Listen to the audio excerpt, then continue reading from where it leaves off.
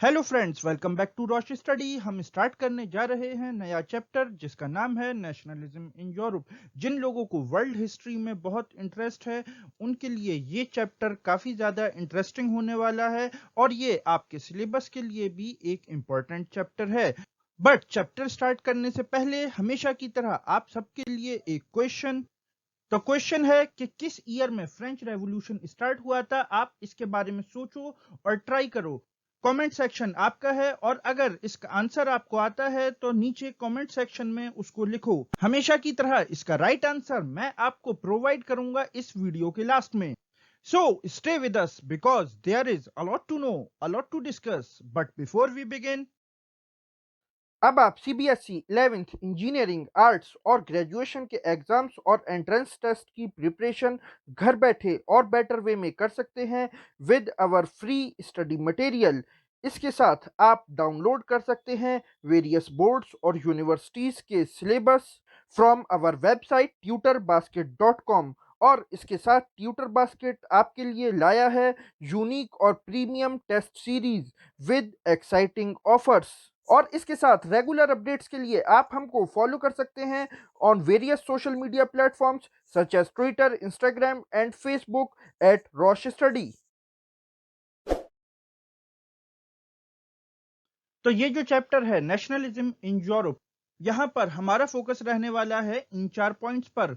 एक तो पहला कि यूरोप में नेशनलिज्म की जरूरत क्यों महसूस की जाने लगी। फिर दूसरा फ्रेंच रेवोल्यूशन।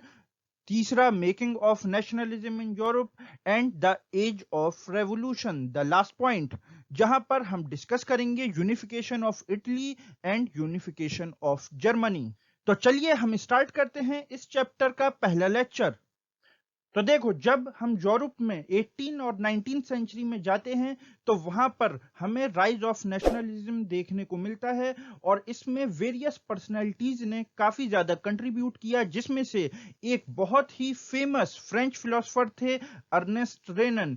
ये पैदा हुए इन फ्रांस इन 1823 और इन्होंने यूनिवर्सिटी ऑफ सोरबोन में इन 1882 एक लेक्चर दिया on what is a nation. और यहाँ पर इन्होंने क्रिटिसाइज किया नेशन की डेफिनेशन को। उस टाइम पर कोई भी नेशन कंसीडर किया जाता था on common language, common race, common religion और टेरिटरी।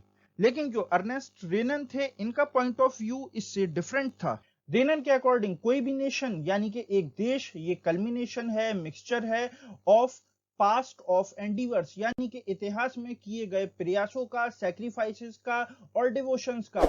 और यहाँ पर उन्होंने एम्फेसाइज किया, फोकस किया कि नेशन एक कॉमन ग्लोरी शेयर करता है इन पास्ट और जो कि एक कॉमन विल रखता हो इन प्रेजेंट, जिसकी के एक बहुत ही अच्छी एग्जाम्पल हमारा कंट्री इंडिया है, जहां पर सभी कम्युनिटीज आपस में मिलकर एक बहुत ही शानदार इतिहास रखती हैं। तो आप देख सकते हैं कि रेनन की नेशन की डेफिनेशन में कहीं भी कॉमन लैंग्वेज, रेस, रिलीजन या टेरिटरी की बात नहीं की गई है। उन्होंने इसको क्रिटिसाइज किया है। ये थे अर्नेस्ट रेनन के views about the definition of nation. लेकिन यहाँ पर एक बहुत ही बेसिक क्वेश्चन, यूरोप जो कि आज बहुत ही डेवलप्ड कॉन्टिनेंट कंसीडर किया जाता है, वहां पर 18-19 सेंचुरी में ऐसी क्या एमरजेंस नेशनलिज्म की आन पड़ी थी। तो देखो, उसके लिए थोड़ा सा हम यूरोप का पास्ट भी डिस्कस कर लेते हैं। जैसा कि शायद पहले कहीं आपने ये सुना हो कि यूरोप में डार्क एजेस था। 5th सेंचुरी से 11th सेंचुरी तक यूरोप में टोटल डार्क एजेस पीरियड था, यानी कि यहाँ पर कोई एजुकेशन अवेलेबल नहीं थी। सब कुछ क्लर्जी यानी कि चर्च कंट्रोल करता था और जो नोबल पर्सन्स थे यानी कि जो सोसाइटी का वेल ऑफ तबका था वो पूरे यूरोप को कंट्रोल करता था। फेमिन, पॉवर्टी, इलिटरेसी और वेरियस अदर सोशल इविल्स वहां पर काफी ज्यादा कॉमन थी। जब उस टाइम पर पूरी दुनिया बहुत डेवलप कर रही थी तब यूरोप फेस कर रहा था डार्क एजेस। लाइक अरब्स जो कि उस टाइम पर काफी ज्यादा न्यू इन्वेंशंस एंड डिस्कवरीज कर रहे थे और इन्होंने 8th सेंचुरी में स्पेन को भी कॉन्कर कर लिया था under the rule of Umayyad dynasty. और इसके बाद स्पेन एक सेंटर ऑफ एजुकेशन बन गया इन यूरोप और इसके बाद पूरे यूरोप में एजुकेशन फैलने लगी, जिसकी बेसिस पर एक मूवमेंट खड़ा हुआ जिसका नाम था रेनेसेंस। रेनेसेंस मींस रिबर्थ, ये जो मूवमेंट था इसने चैलेंज किया चर्च की अथॉरिटी को, चर्च की सुप्रीमेसी को, it means rule of pope को। बिकॉज जैसा कि मैंने आपको बताया, यूरोप में जो रूलर्स थे, जो मोनार्क्स थे, उनके पास इतनी अथॉरिटी नहीं थी। वहां पर सुप्रीम अथॉरिटी थी पोप के पास, चर्च के पास।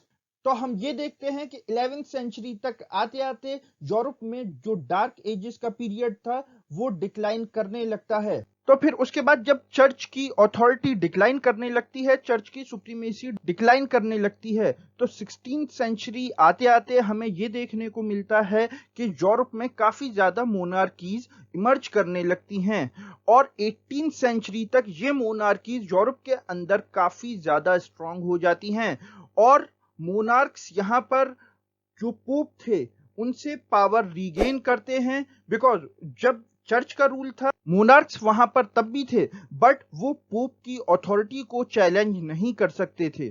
तो 18th सेंचुरी तक आते आते पूरा यूरोप ये मोनार्कीज और किंगडम्स में बट जाता है, चाहे वो इटली हो, जर्मनी हो, फ्रांस हो, यूके हो। ये जितने भी कंट्रीज थे यहाँ पर मोनार्कीज काफी ज्यादा पावरफुल हो जाती हैं। बट यहाँ पर एक बात गौर करने वाली ये अब भी है कि जो मासेस थे, जो कॉमन पीपल थे, उनकी लाइफ अब भी बहुत ज्यादा इंप्रूव नहीं हुई थी।